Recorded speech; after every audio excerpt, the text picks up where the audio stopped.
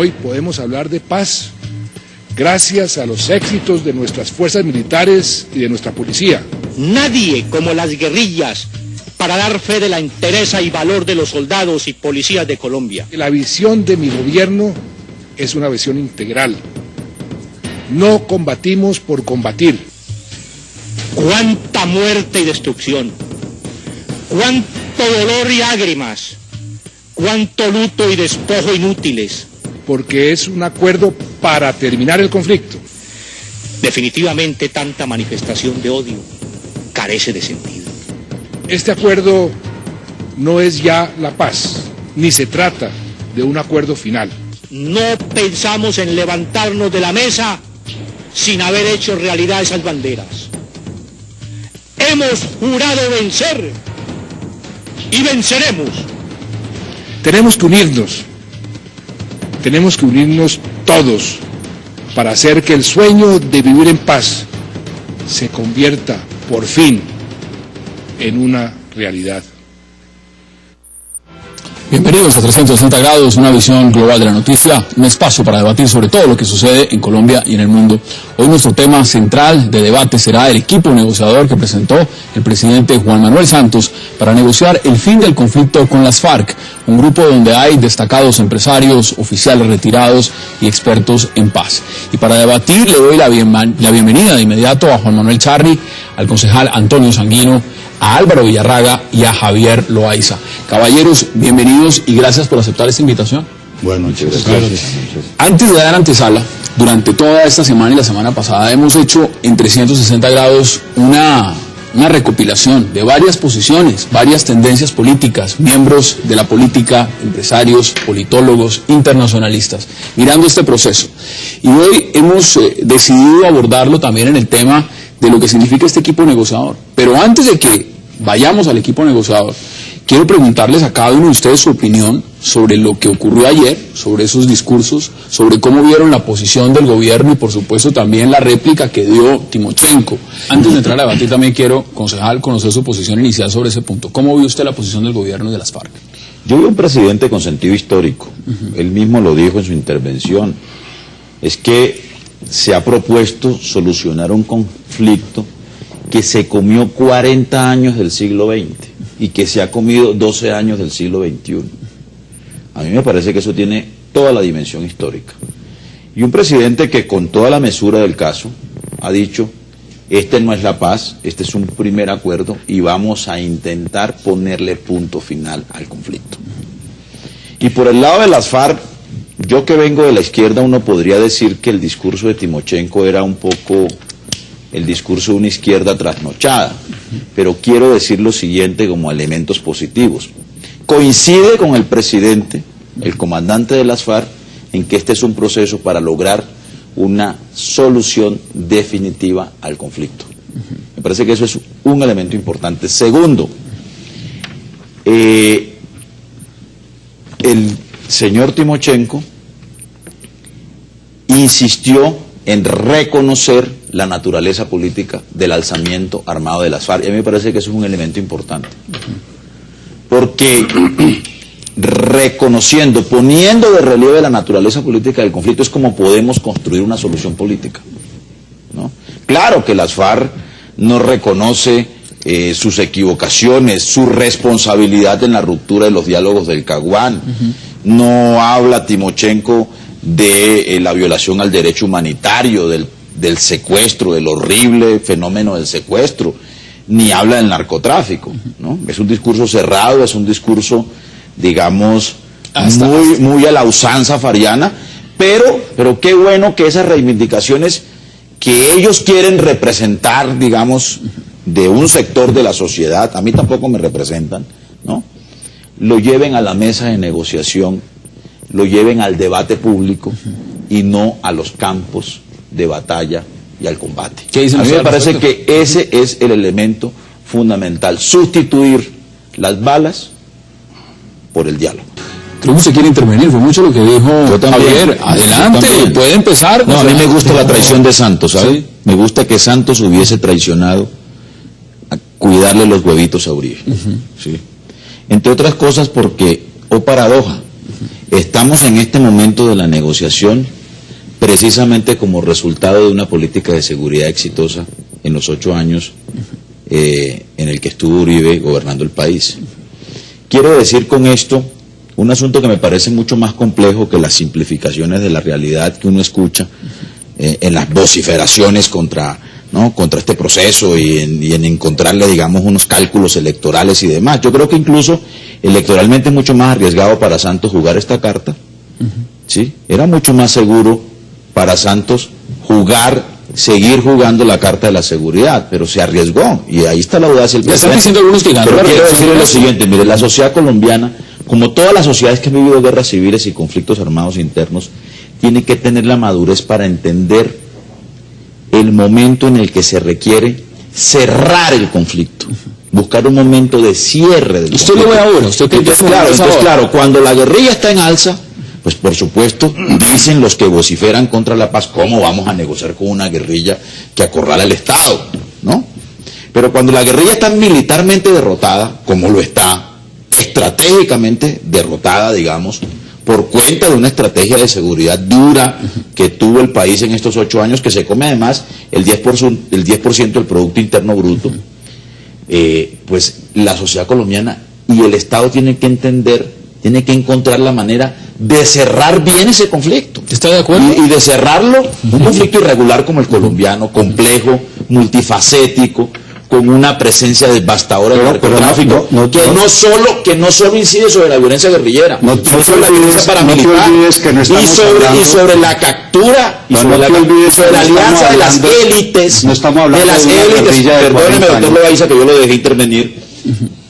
Es que el narcotráfico no solo salió con la guerrilla, o no solo penetró el fenómeno guerrillero, penetró la sociedad colombiana, las élites. ¿O qué fue el fenómeno de la parapolítica? Pues la alianza de las mafias, ¿no? Con estructuras criminales y con políticos regionales. Eso fue el fenómeno de la parapolítica. Entonces, yo creo que nosotros tenemos que saber cómo ponemos punto, cómo cerramos la guerra.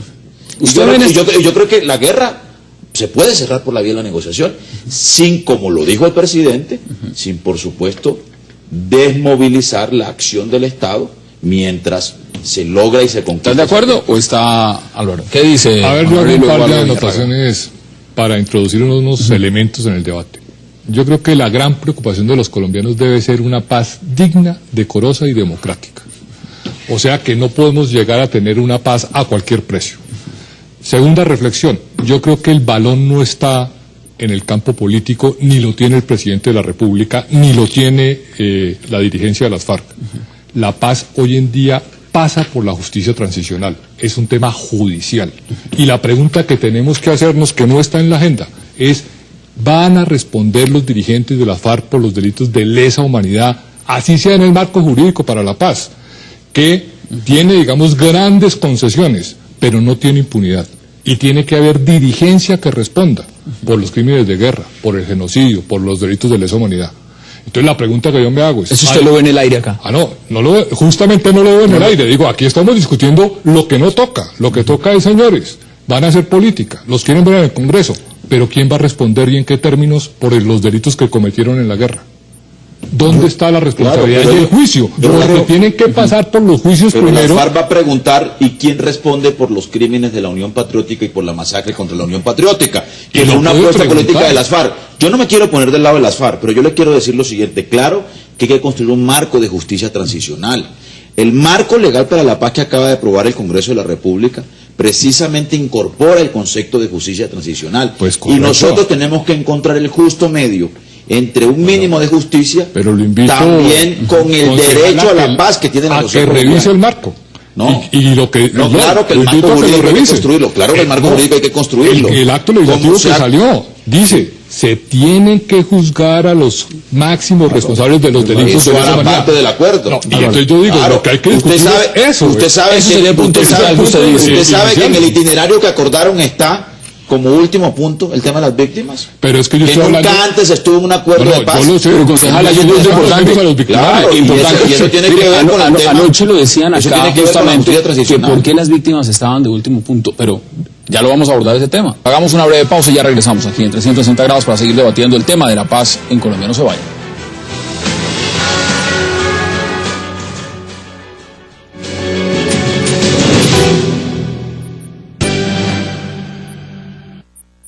Creo que con este equipo el país puede sentirse más que tranquilo, un equipo con todos con amplísima experiencia y todos con un gran deseo de que esto salga adelante de una forma, como dije ayer, seria, de una forma digna, de una forma realista y de una forma eficaz. Regresamos a 360 grados con una visión global de la noticia. Escuchábamos al presidente Juan Manuel Santos, ya del equipo negociador. Me parece que es importante empezar a mirar ese tema. Lo que me lleva a otra reflexión. ¿Acá tendremos asamblea constituyente como conclusión de este proceso? ANCOL estaba publicando. Siguiente. Adelante. En la agenda no hay una asamblea constituyente, fíjese usted. Eso es un punto muy importante. Es un punto muy importante. Segundo, la agenda, para decirlo resumidamente, sin ningún prejuicio y sin ninguna simplificación grosera de este proceso, se reduce a dos elementos que a mi juicio explican el fenómeno guerrillero fariano: el problema agrario o la cuestión agraria y la participación política. Recuerde que el nacimiento de las FARC está anclado, ¿no?, a la disputa por la tierra, ¿no?, a la resistencia campesina, y está anclado en el pacto del Frente Nacional. ¿Dónde queda hoy el narcotráfico? Perdón, no, también está, claro, el narcotráfico es un fenómeno que se metió en el conflicto y lo pervirtió, pero incluso el narcotráfico está asociado hoy, por ejemplo, en el caso de una agenda de negociación con la FARC, a la cuestión agraria y a la sustitución de los cultivos de uso ilícito. Yo creo que ese punto es un punto importantísimo. Hoy tenemos 300.000 familias que son cultivadoras de coca, que son raspachines, que de alguna manera están siendo representadas por esa guerrilla. No se nos olvide. Yo le respondo, doctor Lázaro, yo no vengo aquí a invocar el discurso de la FARC ni a decir que la FARC representa a los pobres ni nada por el estilo. No, señor. ¿No? Pero yo sí creo que hay que mirar con mucha objetividad ese fenómeno. Quiero decir además lo siguiente. Luego, entonces, esta es una agenda que está acotada. Esta no es la agenda infinita del Caguán. Esta no es una agenda que esté proponiendo como punto final una constituyente. Propone, perdóneme, pero no está propuesta, Estoy hablando de la agenda acordada. La agenda acordada, el itinerario acordado entre los voceros del gobierno y los voceros de las FARC en esta fase exploratoria, tiene 4 o 5 puntos en los que están la cuestión agraria, el problema del narcotráfico, claro está, la participación política y el tema de las víctimas. Política de desarrollo agrario integral, claro, participación política, fin del conflicto. Pero yo creo que en resumen, es una agenda acotada, digamos, a las raíces de la confrontación entre el Estado y las FARC. Y me parece que es importante, pero quiero opinar sobre el equipo negociador. A mí me parece que ese equipo es un indicador de la seriedad con que el jefe del Estado ha asumido este proceso. ¿A ustedes no les parece que un equipo negociador es un equipo donde están generales del ejército, generales de la policía, calificados, conocedores como pocos del conflicto, porque además lo vivieron, ¿no? Y han sido protagonistas del mismo? Bueno, personas de confianza del presidente, y una persona excepcional que me parece que es Humberto de la Calle Lombana, que conoce. Está liderando el equipo. ¿Qué dice usted? Brevemente la réplica, tengo a Janet que quiero invitarla. Brevemente la réplica. Yo no he conocido, por lo menos en Colombia, ¿sí?, acuerdo de paz exitoso que no sea un acuerdo global sobre los puntos de una agenda pactada. Así fue con el M-19, así fue con el EPL, ¿cómo fue su proceso? Así fue con la corriente de renovación socialista. Nosotros teníamos una agenda. Tú no puedes poner esa condición, que en el último instante, entonces yo me paro y todo lo que se ha hecho se tiró a la basura. Doctor Loaiza, pues entonces, si vamos a hacer un acuerdo parcial, pues no va a ser un acuerdo que ponga punto final a la confrontación militar, que es lo que busca un proceso de paz. Repito, la experiencia colombiana, para hablar solo en términos domésticos, enseña que un acuerdo se sella sobre la base de conquistar un consenso alrededor de unos puntos pactados previamente. Así pasó con el M-19, así pasó con el EPL, así pasó con el Quintín Lama, así pasó con la corriente de renovación socialista. Un acuerdo en el tiempo. ¿Cuánto le ve usted de tiempo? ¿Marco de tiempo para una negociación? Yo creo que incluso hay un elemento importante. Hay una consideración de tiempos, de temporalidad, tanto desde el gobierno como de la guerrilla. Pero además le quiero decir lo siguiente: por vez primera las FARC aceptan que en una agenda de negociación con ellos se incorpore el tema de su reinserción a la vida civil y su desarme como organización guerrillera. Y otro elemento adicional que es un detalle que del que muy poco se ha hablado. Cuando inició el proceso con Pastrana en el Caguán, ¿no? Con el presidente Pastrana, recuerde usted el episodio de la silla vacía de Marulanda. Marulanda no acudió a la primera cita con el jefe de Estado, ¿no? Esta vez es el propio Timochenko el que sale interviniendo en nombre de las FARC junto con el presidente de la República. Es un detalle importante. Pero si es que nos han estado reclamando que no haya zonas de despeje. Miren, los esfuerzos que hizo Uribe en medio de la guerra más y de la estrategia militar más fuerte del Estado colombiano, en medio de la ofensiva militar, el presidente Uribe buscó acercamientos con la guerrilla colombiana, ¿no? Y una de las condiciones era no conceder despejes territoriales. Concejal, luego entonces el presidente Santos... en la réplica. Importante lo que está diciendo y está pasando el debate. Álvaro, también. Bueno, gracias por habernos acompañado, por darnos su posición, el tema fundamental de lo que representan las víctimas, porque ese es uno de los temas claves de este proceso, no es cualquier tema. Podríamos decir que es quizás uno de los temas más importantes. Gracias por habernos acompañado y por habernos atendido en esta invitación. A ustedes muchas gracias. ¿Qué dicen ustedes al respecto? Quiero decir 3 o 4 cosas. A mí me parece, digamos, primero muy respetable, por supuesto, la voz de las víctimas, ¿no? Que es una voz también muy compleja, ¿no? Aquí también ha habido un juego de víctimas y victimarios bastante complicado, ¿no? Incluso preguntarse cómo se deben representar las víctimas ya es una pregunta compleja, ¿no? Porque claro, seguramente hay otras víctimas que no se sienten representadas en los 2 delegados que está pidiendo la persona que ha intervenido. ¿Sí? Este es un conflicto que ha generado, digamos, una multiplicidad de víctimas de distinta naturaleza. Pero a mí me parece que vale la pena que las partes recojan ese clamor, por ejemplo, de que a pesar de que se converse sobre asuntos sustanciales que tienen que ver con la naturaleza del conflicto colombiano, también se consideren reclamos muy específicos, como por ejemplo liberación de secuestrados y mensajes y gestos que le den credibilidad al proceso de paz. Me parece que eso es importante. Pero segundo, quiero decir lo siguiente: el Estado colombiano llega a esta negociación no a negociar el asunto de las víctimas en la mesa, llega como una ley de víctimas y de restitución de tierras, que es un acuerdo de la sociedad colombiana, que es una realidad política y jurídica, ¿no? Que cuenta además con el respaldo de la comunidad internacional. Luego entonces, esa es una realidad que va a ser presencia en la mesa, que es previa a la negociación del tema. ¿No? Me parece que eso es importante. Y tercero, quiero decir lo siguiente, mire, es que hay que considerar, hay que tener en cuenta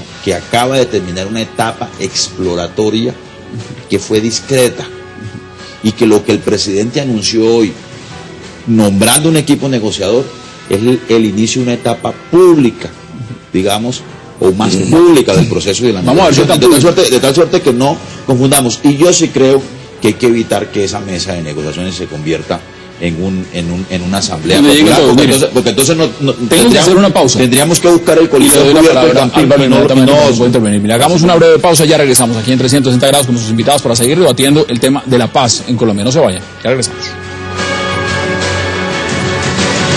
Mira, aquí estábamos hablando, antes de entrar en cámaras otra vez, de lo que han dicho algunos funcionarios, importantes en el gobierno, importantes en la connotación de lo que significa. ¿Usted qué dice? En cambio, me parece que ha sido una postura saludable, y yo diría que bienvenida.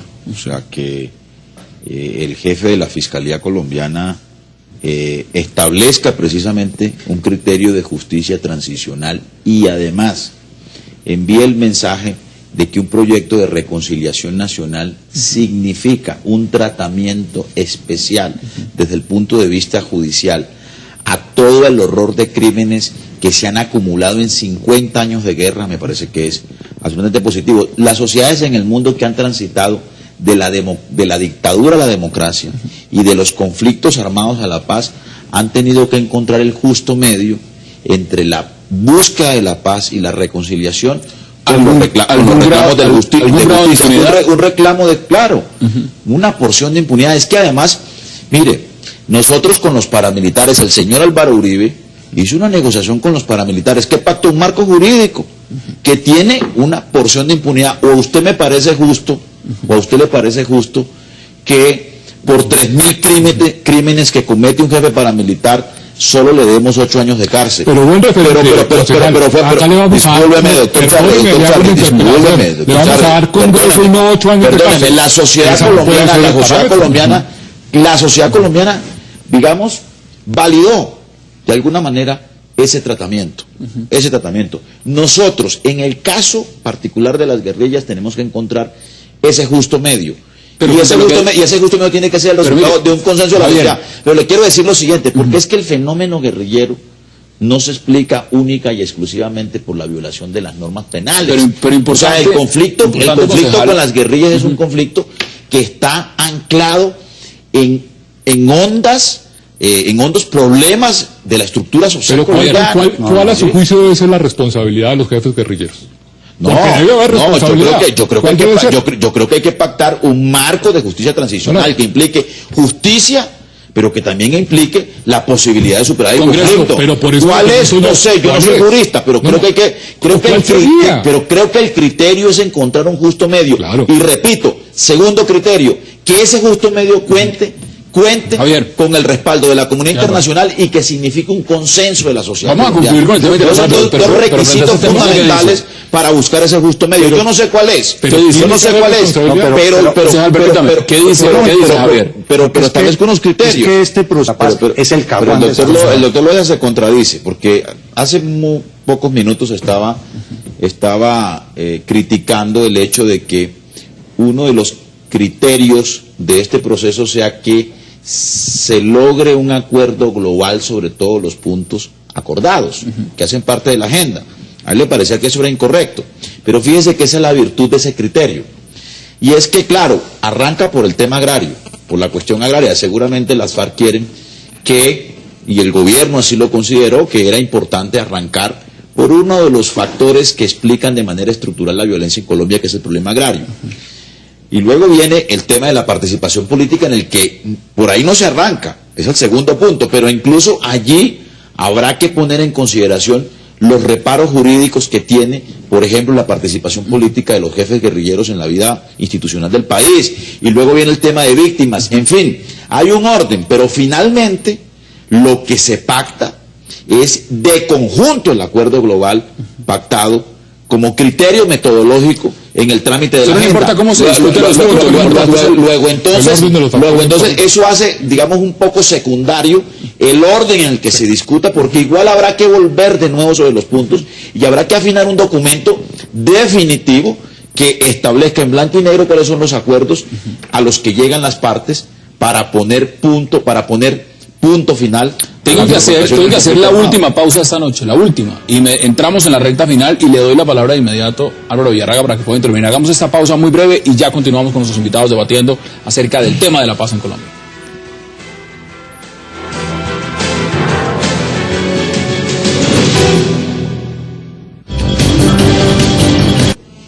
Veíamos al presidente Juan Manuel Santos en el momento en que presentó este equipo negociador. Mire, entramos en la recta final, nos quedan pocos minutos. Hay un tema que está jugando a nivel y quiero poder concluir sobre ese tema, porque habló también, por ejemplo, hoy el presidente Chávez, dijo que está dispuesto a hacer lo que sea por la paz de Colombia. Está en campaña también. Bueno, en el marco internacional, porque aquí hay jugadores internacionales. Yo sí creo que ofrece mucha confianza el consenso absoluto, casi absoluto, sino total, de la comunidad internacional. También había el presidente Obama, también han hablado otros mandatarios. Es que ha hablado Obama, es que ha hablado el primer ministro británico, es que ha hablado Naciones Unidas, es que ha hablado Chile, que no es un gobierno de izquierda, ni Piñeiros es Chávez, ¿no? Es que, Noruega. Me quedan 2 minutos. Noruega fue el factor definitivo en el acuerdo de paz en Guatemala y en el acuerdo de paz de El Salvador. Y los cubanos. Porque es que aquí los cubanos no están jugando a meterle candela a la confrontación colombiana, están jugando a ser facilitadores. Entonces yo creo que, digamos, este respaldo internacional, sí, repito, absoluto, es un factor que genera confianza. ¿Cuál es su posición, concejal Sanguino? Gracias por haberla aceptado, también un verdadero placer. Gracias a ustedes por habernos acompañado esta noche. Seguiremos, por supuesto, teniendo un cubrimiento especial de lo que significa este proceso de paz en Colombia, con todos los sectores políticos todas las tendencias y todos los puntos de vista sobre la mesa. Nos vemos mañana aquí en 360 grados para seguir debatiendo la agenda política de Colombia y del mundo. Hasta una próxima oportunidad.